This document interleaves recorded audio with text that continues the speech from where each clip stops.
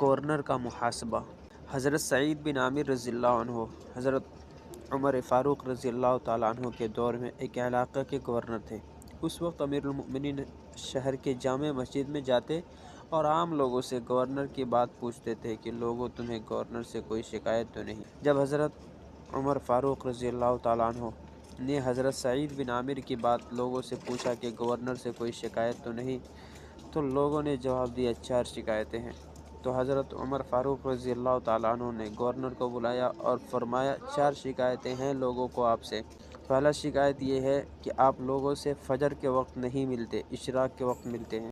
حضرت سعید بن عامر رضی اللہ عنہ نے جواب دیا کہ میری بیوی جس نے 30 سال میری خدمت کی، اب بیماری کی وجہ سے وہ معذور ہو گئی ہے۔ میں صبح نماز پڑھ کر اپنی بیوی کو ناشتہ بنا کر دیتا ہوں، اس کے کپڑے دھوتا ہوں، اس کا پاخانہ صاف کرتا ہوں، اس لیے دیر ہو جاتی ہے لوگوں سے ملنے میں۔ ابھی جب لوگوں نے پہلی شکایت کا جواب سنا تو ان کے رونگٹے کھڑے ہو گئے۔ دوسری شکایت یہ ہے کہ آپ ہفتے میں 1 دن ملتے نہیں لوگوں سے۔ سعید بن عامر بولے کہ میں اس کا جواب ہرگز نہ دیتا اگر پوچھنے والے آپ نہ ہوتے۔ بہرحال بتا دیتا ہوں کہ گورنر ضرور ہوں لیکن بہت غریب ہوں۔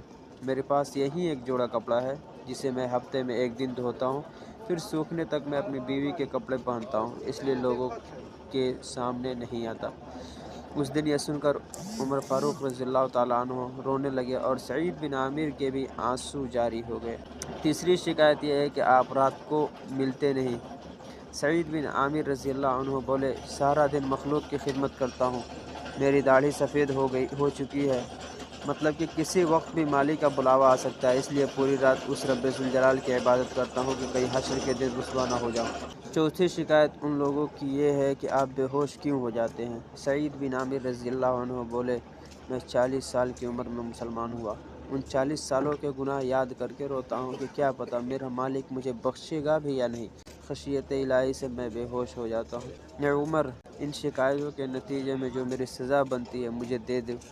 حضرت عمر فاروق رضی اللہ تعالیٰ عنہ کے ہاتھ اٹھ گئے اور رب سے التجا کی کہ یا اللہ اس طرح کے کچھ اور گورنر مجھے عطا فرما دیجیے، مجھے ان پر فخر ہے۔